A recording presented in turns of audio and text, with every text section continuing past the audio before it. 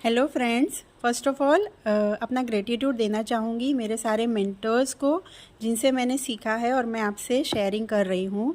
Doctor हनीमान sir से लेके doctor M L Sehgal sir, doctor Mohanty sir, doctor Mahesh Chandra sir, ये सारे गुरुओं से हम सीख रहे हैं। सारे मेंटर्स जिनसे मैंने सीखा है और मेरे पेशेंट्स जिन्होंने मुझे विश्वास किया मुझ पे और प्रैक्टिकल एप्लीकेशन से मैंने और भी सीखा, कॉन्फिडेंस मिला।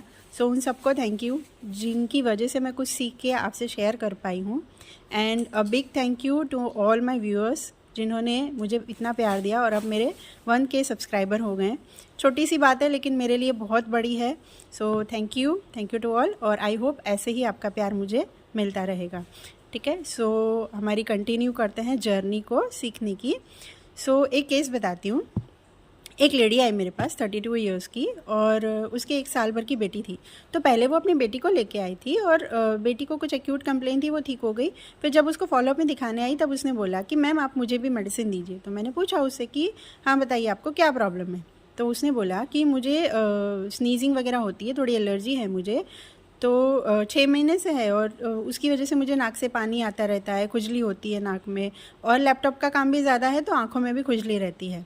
तो मैंने उसे पूछा कि कैसे मैनेज करते हो। तो उसने बोला कि सेट्रिजिन वगैरह लेती हूँ लेकिन लो तब तक आराम रहता है 1-2 दिन तक, फिर वापस वही इचिंग और नाक से पानी और ये सब शुरू हो जाता है।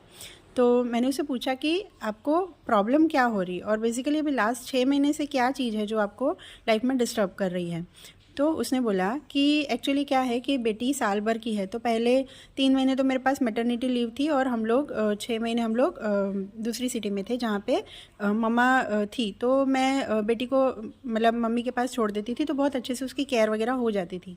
लेकिन अभी हम लोग यहाँ पे दूसरी सिटी में शिफ्ट हो गए हैं तो क्या होता है कि मैं अकेली हूँ, सब कुछ अकेले ही मैनेज करना है, वर्क फ्रॉम होम भी रहता है, बेटी को भी देखना है, तो थोड़ा हेक्टिक शेड्यूल हो रहा है और सब कुछ मैनेज करना है। और अभी मैंने जैसे एक मेड रखी है साथ में पूरे दिन के लिए, लेकिन वो भी छोटी बच्ची है, 12 साल की है, तो उसको कुछ चीज़ें नहीं समझ में आ रही है तो उसको जा के दिखाना पड़ता है क्योंकि मुझे ना परफेक्ट काम चाहिए, मतलब जैसे भी कर दो वो मुझे नहीं समझ में आता है। इवन ऑफिस का काम भी अगर मेरा कुछ काम रह गया तो मैं रात को जग के उसको कंप्लीट करके फिर सोती हूँ क्योंकि काम ख़त्म करने वाली चीज़ें मुझे नहीं चाहिए, मुझे अच्छे से काम होना चाहिए।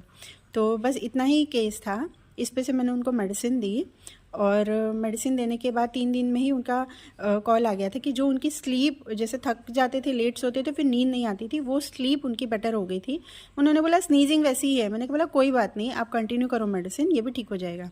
एंड 15 डेज़ में उनको 80% रिलीफ हो गया था, स्नीजिंग वगैरह बिल्कुल बंद हो गई थी and now see is all okay. So ये छोटा सा केस था। इसकी मेडिसिन आप लोग मुझे कमेंट करके बताइए और फिर मैं डिस्क्लोज़ करती हूँ। Thank you for watching.